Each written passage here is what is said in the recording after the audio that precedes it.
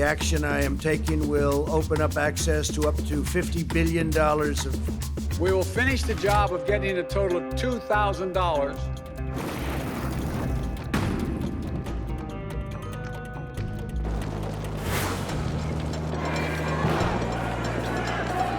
Inflation is through the roof. It's ridiculous.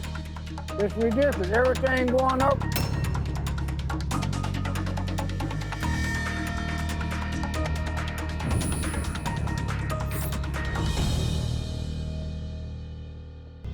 달러가 지배하는 불확실성의 시대를 살고 있지 않나요? 최근에도 인플레이션이 나타났는데 40년간 찾아오지 않은 인플레이션은 앞으로도 찾아오지 않을 거라는 그런 믿음이 있었기 때문에 물가가 올라가니까 인플레이션의 파수꾼인 중앙은행도 저거 일시적인 거야 이렇게 생각하고 그냥 넘어갔었던 거거든요.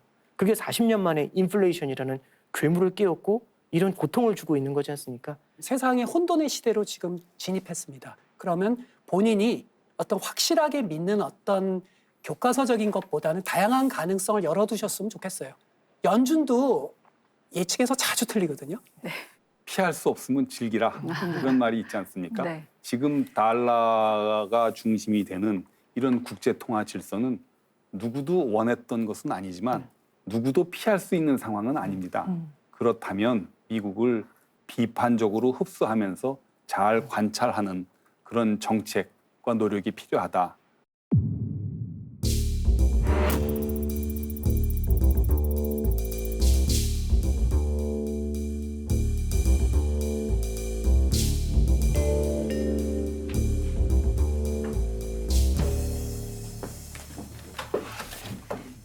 Good afternoon. It's nice to see everyone in person for the first time in a couple of years. Before I go into the details of today's meeting, I'd like to take this opportunity to speak directly to the American people. Inflation is much too high. Today, the FOMC raised its policy interest rate by a half percentage point.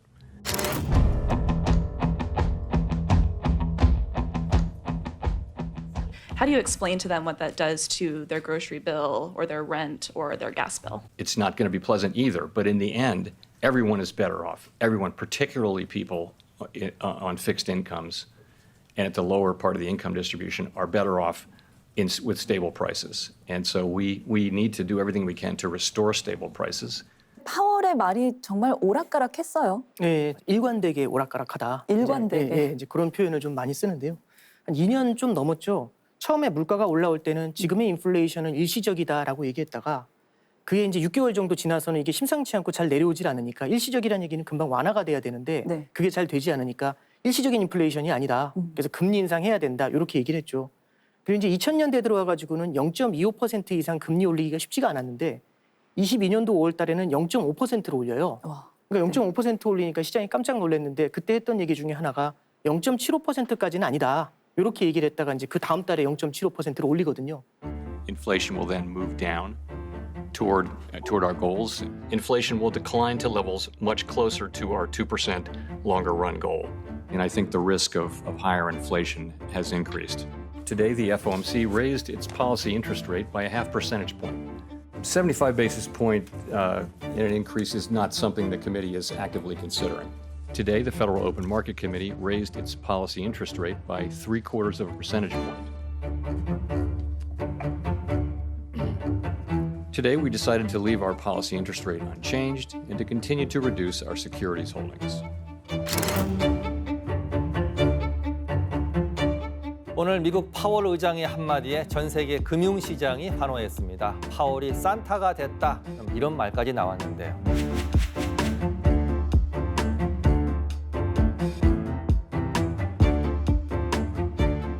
If the economy evolves as projected, the median participant projects that the appropriate level of the federal funds rate will be 4.6% at the end of 2024. 연준 자체가 갖고 있는 목표가 이제 두 가지 목표를 갖고 있어요. 듀얼 맨데이트라고 하는데 하나는 성장이죠. 고용을 극대화하는 목표가 있고 물가를 안정시키는 목표 두 가지가 있습니다. 이 두 가지 사이에서 사실 무언가 결단을 내리지 못하고 굉장히 많이 고민을 하게 되는 겁니다. 굉장히 좁은 공간에 평행 주차를 해야 되는 겁니다. 그럼 이게 나이스하게 한 번에 싹 들어갈 수 있는 게 아니라 앞으로 뒤로 앞으로 뒤로 앞으로 뒤로 하면서 싹싹 밀어넣는 그림을 그려야 되지 않습니까? 이럴 때는 실수를 하면 안 됩니다. 네. 이 좁은 공간에 세우려면 실수를 하면 안 되거든요.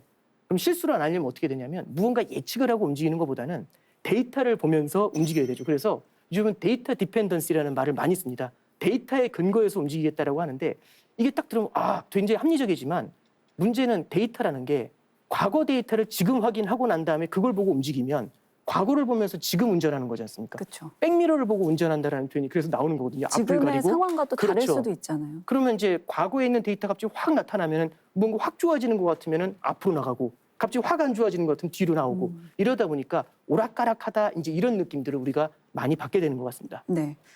미 연준의 결정이 이렇게 강력한 이유는 무엇일까요? 미국의 강력한 경제력이죠.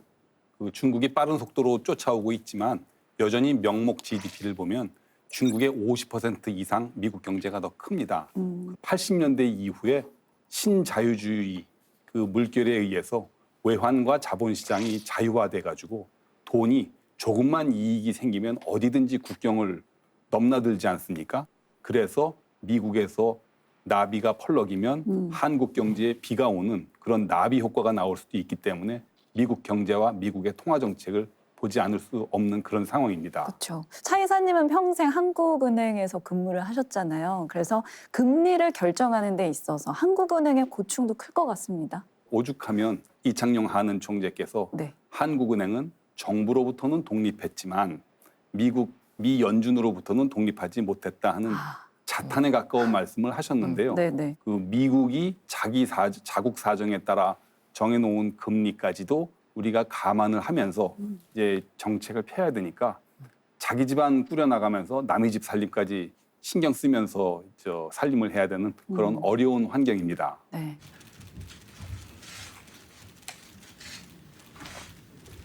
한국은행은 지금 정부로부터의 독립은 굉장히 많이 임프루브가 돼서 지금 저희가 정부로부터 독립적이라고 생각합니다.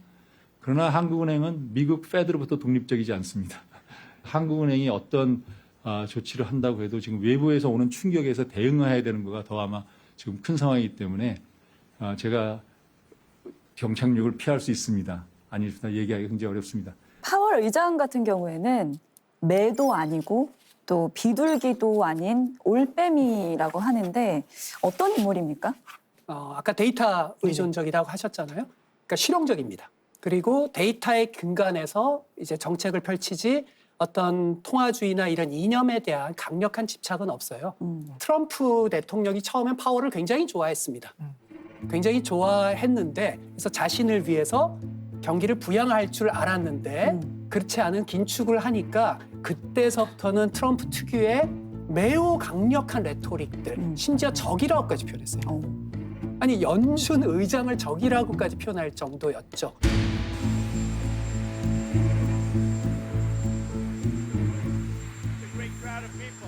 If we had a Fed that would lower interest rates, would be like a rocket ship. But we're paying a lot of interest and it's unnecessary, but we don't have a Fed that knows what they're doing, so it's one of those little things. No, I'm not happy with Jay Powell. I don't think he's doing a good job at all. I don't think he's much of a chess player, but I've got him, so, you know, that's what I have. Do I want him to resign? Let me put it this way. If he did, I wouldn't stop him. We're so strong, despite Jay Powell. But Jay Powell is not helping us. 트럼프가 좀 특이한 케이스이긴 한데요. 네. 그 전에도 미국 정치를 보면 대통령과 중앙은행 총재 사이가 그렇게 좋았던 것만은 아닙니다. 앤드류 잭슨 대통령은 선거 공약 1호가 중앙은행 폐지였었습니다. 네. 그래서 실제로 본인이 재선에 성공하고 난 다음에 중앙은행을 없애고 그래서 남북전쟁 다 끝나고 결국 20세기 초기에 이르기까지 한 80년 동안 그 큰 미국이 중앙은행 없이 한 80년 보낸 적도 있었거든요. 닉슨 대통령도 아이젠하워 대통령 밑에서 부통령 8년을 하고 나서 케네디 대통령한테 졌지 않습니까? 그때 이를 갈면서 저 망할 중앙은행 마틴 의장이 금리를 높였기 때문에 내가 떨어진 거다. 그리고 자기가 대통령이 되고 난 다음에 아서 번지를 임명하면서 당신 내가 왜 떨어졌는지 잘 기억해. 이렇게 또 겁을 주기도 하고 그랬었는데 그런 걸로 봐서는 대통령하고 중앙은행 사이가 어느 나라나 약간의 마찰은 있지만 미국은 그게 좀 심했었고요. 거꾸로 말하면 네. 대통령도 컨트롤할 수 없을 만큼 미 연준이 어느 정도 독립성을 갖고 있기 때문에 지금 달러가 위기다 하지만 여전히 미국에 투자를 하거나 미국에 수출하는 사람들이 달러를 믿게 되는 힘이 아닌가 이렇게 생각을 합니다. 지금 미국의 코앞에까지 쫓아와 있는 중국의 경우에는 네. 중국 인민은행은 공산당의 하부 기구입니다. 정당 조직의 하부 기구인 중국 인민은행이 발행하는 위안화를 어떻게 기축통화를 쓸 수 있겠느냐 하는 것이 이제 서방 세계의 이제 의구심인데요. 달러는 그런 면에서는 그 세계인의 그 신뢰를 얻는데 어느 정도 성공을 했다 이렇게 보여집니다. 그런 정치적인 중립성 덕분에 예. 또 달러에 대한 신뢰가 세워졌다 이런 예. 말씀을 해주신 것 같습니다. Mr. Trump has been a very vocal critic of you and your colleagues, recently calling you boneheads, and just now has called you a terrible communicator. How do you respond to these criticisms and any regrets to have this many press conferences? I don't. I'm not going to change my practice here today of not responding to comments or addressing comments made by elected officials.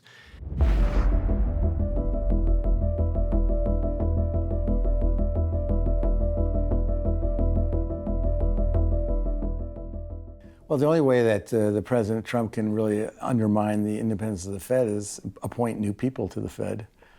Powell's term still has a number of years to run, so it'd really be about, okay, when Powell's term comes up, who gets appointed in his place.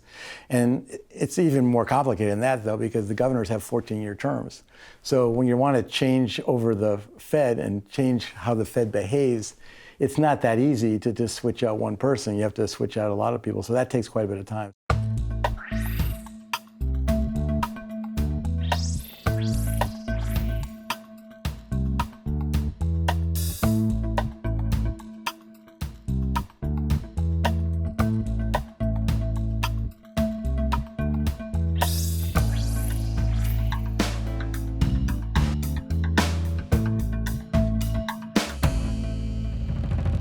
대통령이 임명한 7명의 위원만 보면 분명히 연방 조직이고요. 네. 그 밑에 12개 지역 연준은 각 지역별로 민간 지주가 돈을 모아서 설립했다는 면에서는 민간이기도 해가지고요.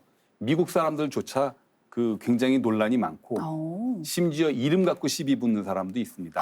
12개 지역 연준은 분명히 주인이 있는 민간 기구인데 어떻게 거기다가 페더럴, 연방이란 이름을 붙이느냐 해서 초기에 연준을 만들 때는 전국은행연합회라는 이름을 붙이려고 한 적도 있었습니다. 그러면 민간은행으로 봐야 될까요? 맞을 수도 있고 아닐 수도 그게 있고. 마치 인어공주가 생선이냐 사람이냐라고 물어보는 거랑 같다고 보여집니다. 알겠습니다. 그렇군요.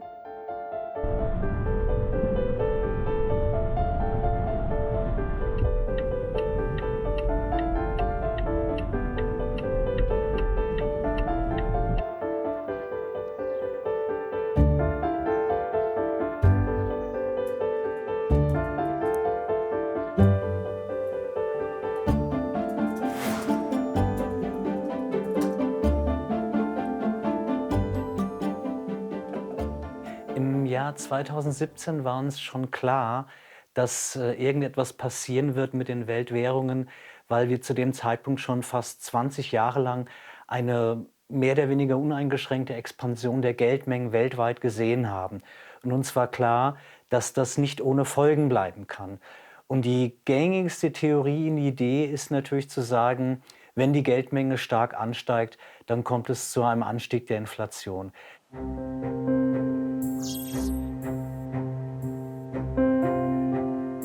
Ja, wie gesagt, momentan auch in den USA sehen wir schon ein Phänomen, eine starke, robuste Wirtschaft, die wieder in die Gänge kommt, sich erholt. Aber es scheint mir so ein ganz schmaler Grat zu sein, auf dem wir laufen, zwischen auf der einen Seite einem Absturz der Wirtschaft und auf der anderen Seite steigenden Inflationsraten. Bisher ist man diesen schmalen Grat sehr gut gegangen, aber Sie wissen, wie das ist, man kann schnell mal die Balance verlieren.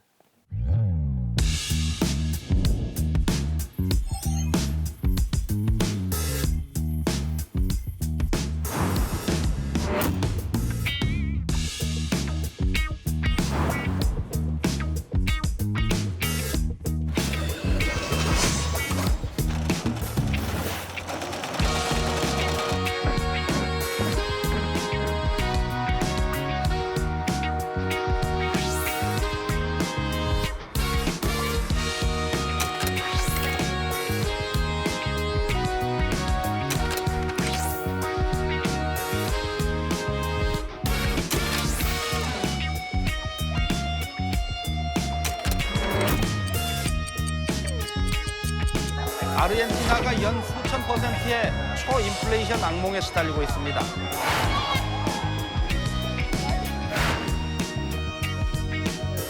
Que era San Antonio, mejor dicho, esto ya no sirve para nada. Los bolívares ya nada.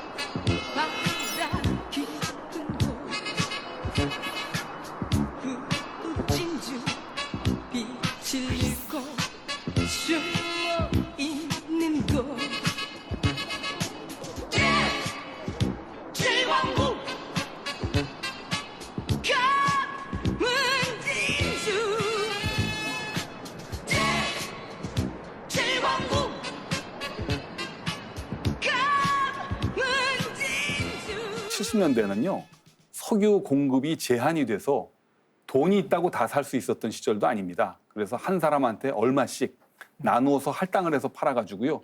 그것을 식구수대로 그 양동이를 하나씩 갖고 가가지고 당시에는 등유 저걸 갖고 가서 석유 골로도 떼오고 그랬는데 이렇게 줄 서서 가져가네요. 저도 기억이 있습니다.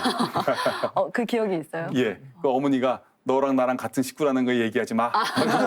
그럼 하나 더 가져올 수 있는. 예, 식구수대로 갖고 가서 저렇게 받아왔던 그런 기억이 있습니다. 네. 이게 저걸 보면 인플레이션 속에서 국민들이 얼마나 큰 고통을 받는지 지긋지긋합니다. 그 60대 이상 분들은 다 기억을 하시지요. 그때 석유 파동이 나가지고 모든 것이 그 가격이 올라가니 그 제조업체만은 그 물건 가격을 올리지 마 하고 정부에서 강력히 통제를 하니까 짜장면 값, 라면 값 그런 거 올릴 수가 없었습니다. 편법으로 나온 게 짜장면 말고 간짜장, 유니짜장, 왕짜장, 특짜장 하고 저는 그냥 짜장 주세요. 그러면 그거 없는데요. 해가지고 지표상으로는 짜장면 가격이 하나도 안 올랐지만 실제로는 그런 짜장면이 없는 시대가 1970년대였는데 지금의 인플레이션이 저의 어린 시절을 생각하게 한다. 이제 이렇게 말씀드리고 싶습니다. 안 교수님, 70년대 석유 파동에 대해서 기억나시나요? 글쎄요, 제가 신세대라서 기억이 나지는 않는데 저희 이제 말하자면 미국 정치학에서도 70년대는 정치의 많은 부분들을 결정하는 거의 트라우마로 남아 있습니다. 지금도 기름값 조금이라도 치솟는 거에 대해서 공포감을 가진데 그 당시는 이 주유소에 이제 기름 없음 이런 팻말이라든지 그다음에 지미 카터 대통령께서 언론에 나와서 미국은 이제 석유 중독을 끊어야 된다. 이건 미국의 병리 현상이다. 라는 연설이 미국 역사상 최악의 연설로 기록되고. 네. And I'm asking you for your good and for your nation's security to take no unnecessary trips, to use carpools or public transportation whenever you can, to park your car one extra day per week, to obey the speed limit, and to set your thermostats to save fuel. Every act of energy conservation like this is more than just common sense. I tell you, it is an act of patriotism. 에너지 공급망 차질 때문에 그 물가가 전반적으로 올리긴 했지만 거기에 더해서 그 방만한 재정 정책이라든지 그리고 너무 완화적인 느슨한 통화 정책 이런 것들이 몽땅 다 결합을 해서 1970년대의 그 혼란을 만들었다 이렇게 보입니다. 자, 7, 80년대 인플레이션 이후에 인플레이션 좀 비교적 안정적으로 유지가 되었던 것 같습니다. 근데 그 인플레이션이 40년 만에 깨어났습니다. 이걸 진화하는 과정에서 파월 의장이 굉장히 급하게 금리를 올렸죠. Today, the Federal Open Market Committee raised its policy interest rate by 3/4 of a percentage point. Our overarching focus is using our tools to bring inflation back down to our 2% goal and to keep longer-term inflation expectations well anchored.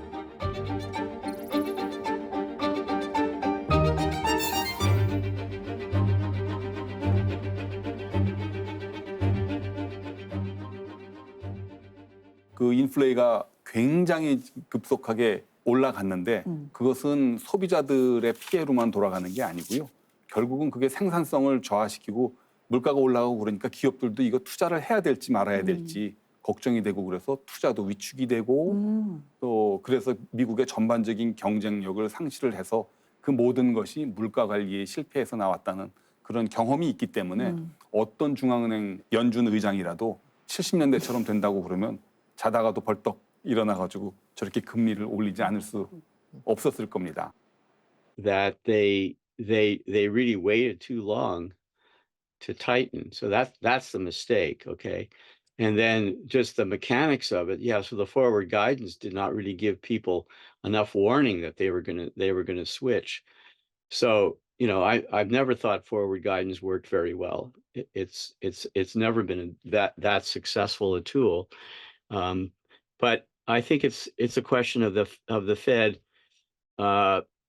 being in a sense convinced that the inflation was purely transitory, when in fact it was not purely transitory. It was probably mainly because of excess aggregate demand that it was permanent. Okay, and it's only then that they realized that. 이미 존슨 시절서부터 미국은 상당히 위험한 경향들이 나타났어요. 린든 존슨은 뉴딜 시대의 전성기를 이끌었던, 그러니까 우리 한국에도 알려져 있죠. 그레이트 소사이티, 위대한 사회. 그게 이제 말하자면 오늘날까지 있는 푸스탬프라고 미국의 저소득층들한테 지급하는 음식 쿠폰 같은 거, 그다음에 의료보험이라든지 실업급여라든지 이런 점에서 상당히 많은 지출을 했죠. 베트남 전쟁도의 지출은 물론이고.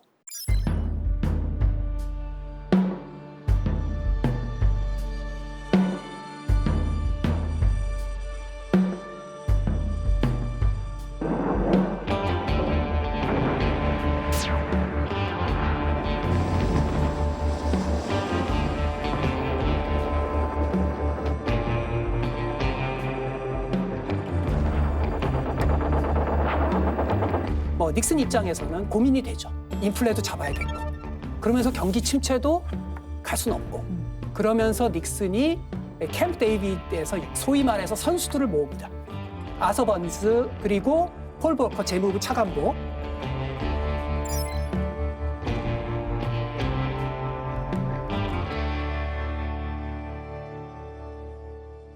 어떤 미국 경제의 전환기가 됐던 이 회담입니다.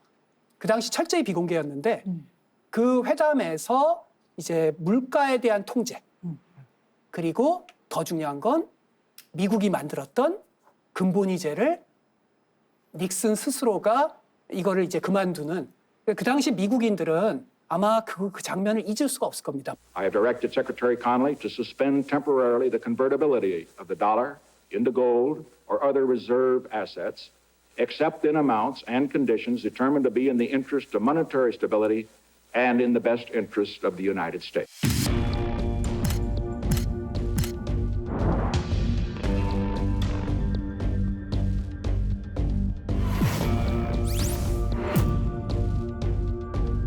금 1온스당 35달러의 약속이 깨진 거잖아요. 그날이 1971년 8월 15일 일요일 저녁 9시인데 정규 방송 중단하고 닉슨 대통령이 내일부터는 1온스당 35달러 약속을 우리가 안 지키겠다 하는 걸 얼굴 표정도 안 바꾸고 일방적으로 파기한 거거든요. 1944년에 44개국이 모여서 브레튼 우드 체제를 만들 때는 국제 협정을 맺었었는데 일방적으로 그 약속을 파기한 거니까요. 최소한 다른 나라 정부한테 미안하다라는 전화라도 한 통화 했어야 되는데 그런 거 없이 일방적으로 파기를 한 거니까 이건 심각한 국제법 위반이었습니다. 나는 내 마음대로 할 테니까 나보고 알아서 따라서 오시오 해서 오히려 그 부분에서는 미 연준의 제약 조건이 완전히 사라져서 미국만 바라볼 수밖에 없게 만드는 그런 면에서는 오히려 미국 통화 정책의 영향력을 더욱더 키운 사건이었다고 이렇게 보입니다. 결국에 이 고질적인 70년대 인플레이션은 어떻게 해결이 됐나요? 이제 이게 벌써 10년 이상 인플레이션이 이어지다 보니까 이게 그레이트 인플레이션이라는 표현까지 나와요.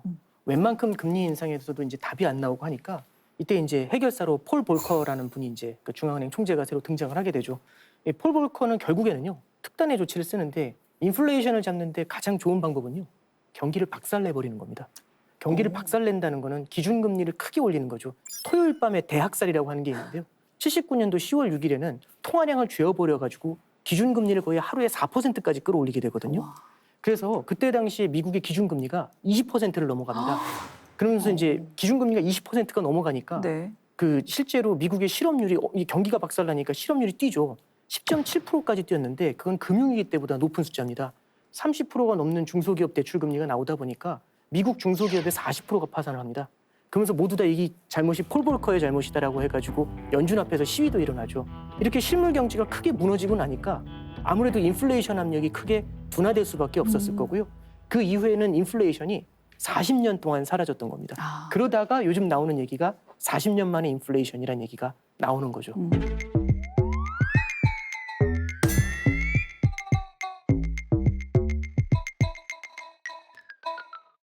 그때 그 상황을 보면 그날 미국에서는 그 요한 바오로 2세가 역사상 처음으로 교황이 방문을 해서 그게 탑 뉴스가 되는 날이었는데 10분 전에 바꿉니다. 미국 역사상 가장 중요한 것은 미 연준의 결정이다. 그래서 세계가 막 뒤집어졌었고요. 근데 그 뉴스가 단 지구상에서 단 한 나라, 우리나라에는 보도가 되지 않았습니다.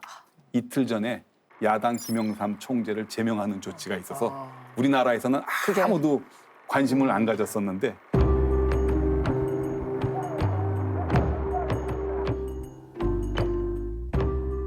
미국이 금리를 큰 폭으로 올렸다더라. 지나가는 일처럼 조그맣게 나왔는데 지금은 뭐 FOMC 미팅이 일주일 전부터 그냥 한 사람 참가하는 사람 숨소리까지 보도하려고 하는 거에 비하면 아주 천양지차가 있는 큰 것이죠. 차이가 있네요. 지금 막 누가 맵하고 비둘기 파고 뭐 이런 분석도 막 엄청나게 나오죠. 남의 나라 공직자 품성까지 뭐 이렇게 열심히 하려고 그러는지. 그러니까요. 70년대에서 90년대까지 갈 때 가장 중요한 분기점 중에 하나를 저는 85년 플라자 합의라고 봅니다. 뉴욕의 플라자 호텔이라고 요즘은 최고 호텔은 아닌데 그 저희 옛날 올드한 세대한테는 플라자 호텔 랜드마크입니다. 엠파이어 스테이트 빌딩과 플라자 호텔. 그 호텔에 이제 모여가지고 G5 중요한 선진국들 5국이 모였는데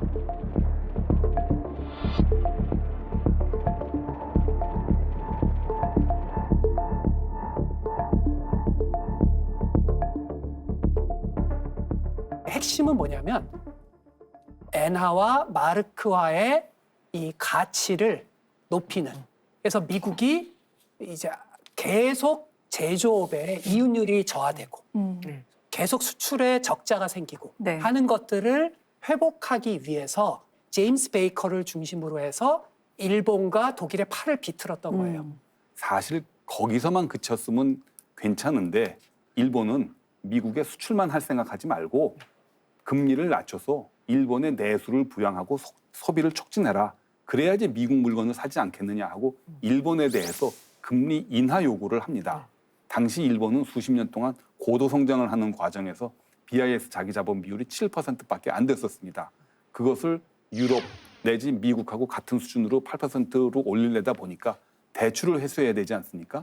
대출 회수하는 과정에서 부동산 가격이 폭락을 하고 또 그것이 나아가서는 동남아에 뿌렸던 돈들도 회수를 하는 과정에서 동남아까지 또 이제 경제가 흔들리게 해서 그 와중에서 또 하나 생각을 하는 것은 중국하고 관계 개선입니다.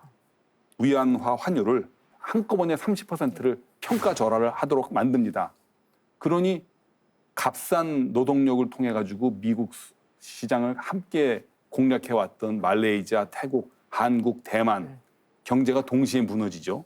그래서 결국은 85년 플라자 합의를 시작으로 해서 미국이 일본 경제도 휘청거리게 만들고 동남아 경제도 휘청거리게 만들고 나아가서는 중국을 거쳐서 한국의 외환위기까지도 일으키게 했던 그 모든 것이 80년대 후반부터 90년대 후반 10년 동안 벌어진 일이었다. 이렇게 정리를 할 수가 있겠습니다.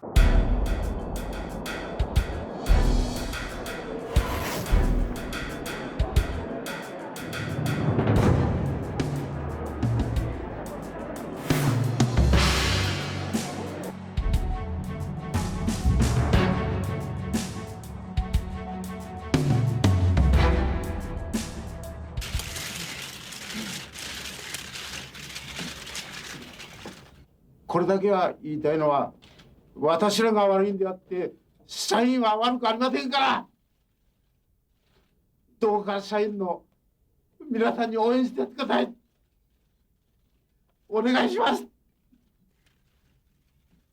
円高っていうのは輸出にとってやっぱり足かせになりますので、そこをなんとか乗り切るっていうことで日銀がやっぱり金融を引き締めるのがだいぶ遅れてしまったと。でその結果やっぱりバブルをもたらして、でそこが日本を振り返れば30年間のその長期低迷の始まりになるきっかけになってしまったっていうことなんですね。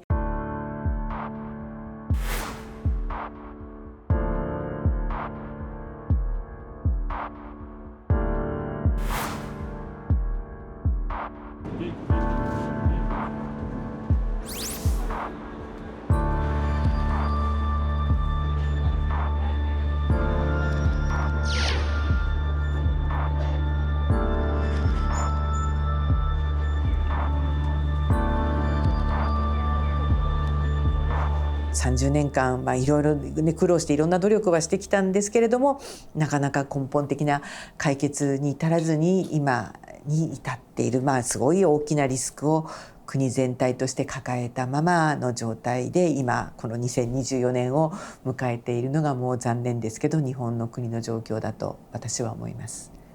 미국이 너무 이기적인 나라가 아닌가 이런 생각이 드는데 저만 그런 건가요?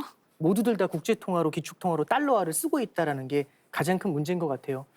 미국에서는 전 세계를 보면서 통화정책 달러 결정을 하는 게 아니라 결국에는 미국이라는 나라 하나를 보면서 결정을 한다는 거죠. 네. 그러니까 성장은 다 나눠져 있는데 달러는 모두가 쓰고 있다는 게 가장 큰 이슈인 것 같아요.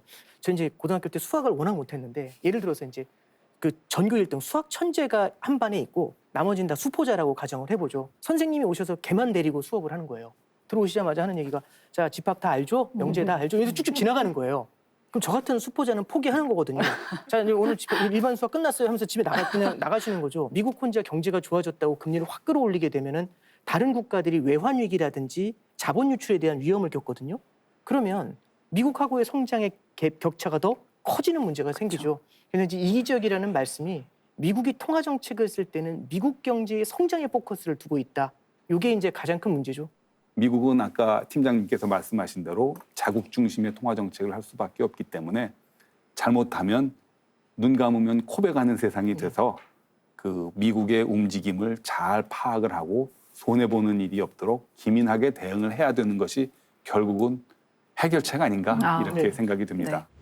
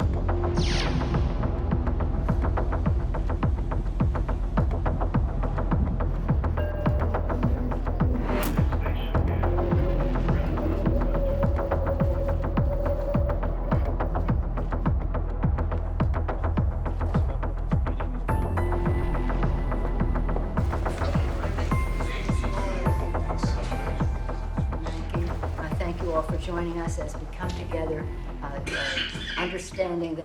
Good evening. We just had what I believe was a very productive meeting where we heard from the administration and from the chairman of the Fed an initiative to help resolve the financial crisis in our country.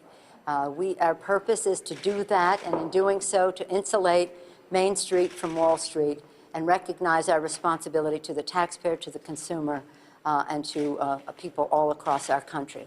I thank the congressional leadership for a very, very positive meeting.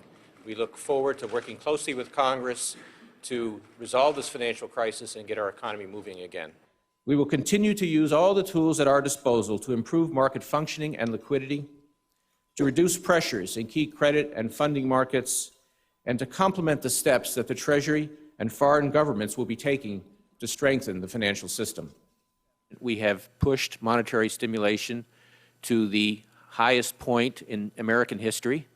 We have zero interest rates. We have tripled our balance sheet. We've taken very strong steps.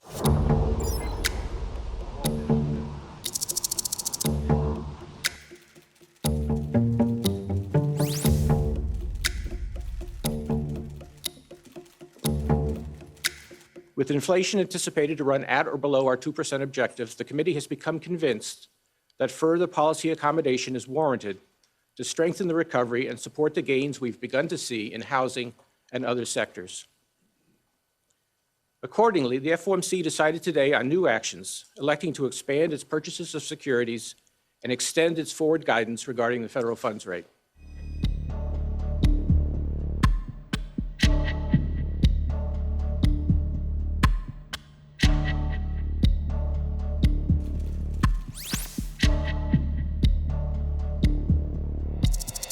버냉키 의장의 그 경력을 보면은 이분이 공항 전문가셨어요. 그래서 이제 대공황을 좀 연구하셨던 분이고 일본에 체류하면서 일본의 버블 붕괴가 왜 일어났는지를 보면서 중앙은행과 정부의 실수라는 결론을 내거든요. 그리고 위기가 닥쳐왔을 땐 되게 중요한 포인트가 시장의 기대를 뛰어넘는 부양책을 써줘야지 시장이 반응을 한다라는 얘기를 해요.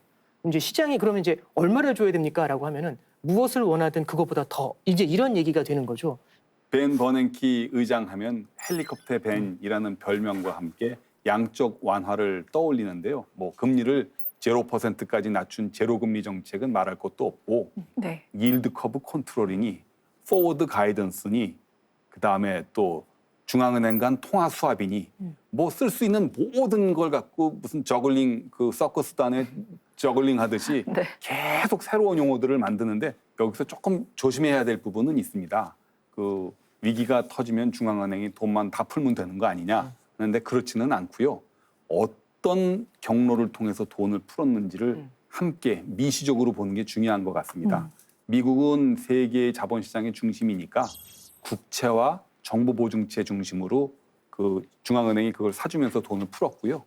어느 나라에 돈을 풀 때는 그 나라의 경제, 금융산업 구조라든지 경쟁력이라든지 금융기관의 사정을 보면서 거기에 맞는 돈을 풀어야 되는데 그냥 우리는 벤 버냉키가 돈을 풀었으니까 위기가 되면 중앙은행이 돈만 풀면 되는 거 아니야 하고 자꾸 양만 따지는데요.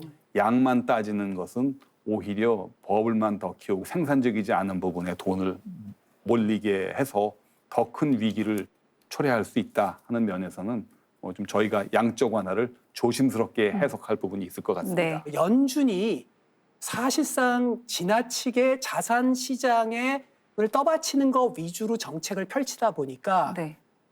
오늘날 미국의 불평등이라는 건 상상을 초월하는 수준으로까지 거의 어떤 경제학자는 봉건 시대로 복귀했다라고까지 표현합니다. 그럼 자산 시장에서 이득을 보는 사람은 주로 조그마한 저축으로 살아가는 사람들보다는 거대한 자본을 가진 사람들이죠. 그래서 오늘날 미국의 극단적 불평등이라는 게 결국은 민주당과 공화당 정부 시절에 만들었던 그런 서로 간에 어떻게 보면 폭탄 돌리기 비슷한 거품. 자산 시장은 활성화될 필요는 있죠. 근데 그게 지나치게 그렇게 되니까 미국에는 이런 저희 정치학에서 이런 구호가 많습니다. 월 스트리트 대신에 메인 스트리트를 부양해달라. 그러니까 평범한 일반인들을 살려달라라는 게 이 월가에서의 엄청난 시위로까지 비화됩니다. 미국판 촛불 시위였던 거죠. 네. 결국 구제한 거는 메인 스트리트이 아니라 월스트리트. 연준이 주식시장을 부양하고 채권자의 위주의 정책을 펼치는 건 불가피한 점은 있겠지만 균형. 그러니까 메인 스트리트와 월스트리트를 균형 있게 하지 않으면 제2의 월가 점령 시위는 국내적으로 자꾸만 생길 수밖에 없죠.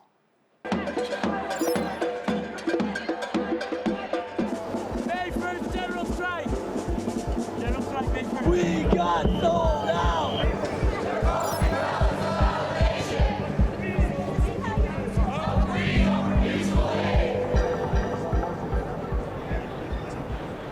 70년대와 같은 그런 장기적인 고통을 겪으면 어떡하나. 겪으면 안 되죠. 그때처럼 되면 큰일 나죠. 네. 그러니까 이제 버냉키 전 의장이 이제 재작년에 지금 똑같은 질문을 받거든요. 70년대처럼 될 가능성이 있냐 이렇게 물어봤을 때 가장 이제 그 답을 좀 현명하게 한 게 저는 좀 현명한 답이었다고 생각하는 게 그때 당시에는 이 정부의 중앙은행이 굉장히 많이 흔들리는 면이 있었는데 지금은 그때하고는 좀 다른 것 같고 보다 중요한 거는 그때 어떤 실수를 했는지를 정확하게 알고 있는 중앙은행이 있다. 이 말을 하더라고요. 그러니까 저는 그렇게 생각합니다. 그때 어떤 것이 실수였는지를 우리가 명확히 알고 있다라는 게 그때처럼 가는 걸 막을 수 있는 가장 큰 교훈이 아니었나 네, 그렇게 좀 돌아봅니다. 네. Today I am officially declaring a national emergency. Two very big words. The action I am taking will open up access to up to $50 billion of very important and a large amount of money for states and territories and localities in our shared fight against this disease.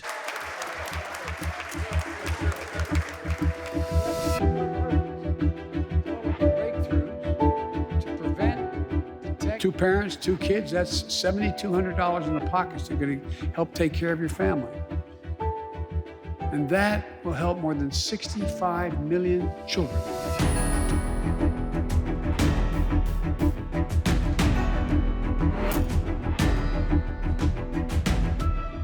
Ich denke, es ist eher ein Schmerzmittel, weil was man der Geldpolitik in den letzten Jahrzehnten aufgebürdet hat an Aufgaben, das ist irrsinnig.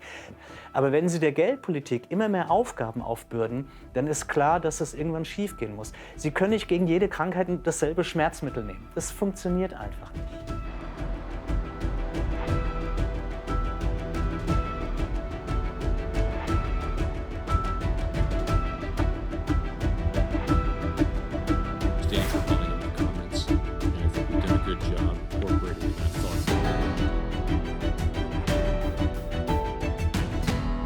I think so far the Fed has done a good job in terms of tightening monetary policy aggressively to catch up. Powell right now is trying to thread the needle.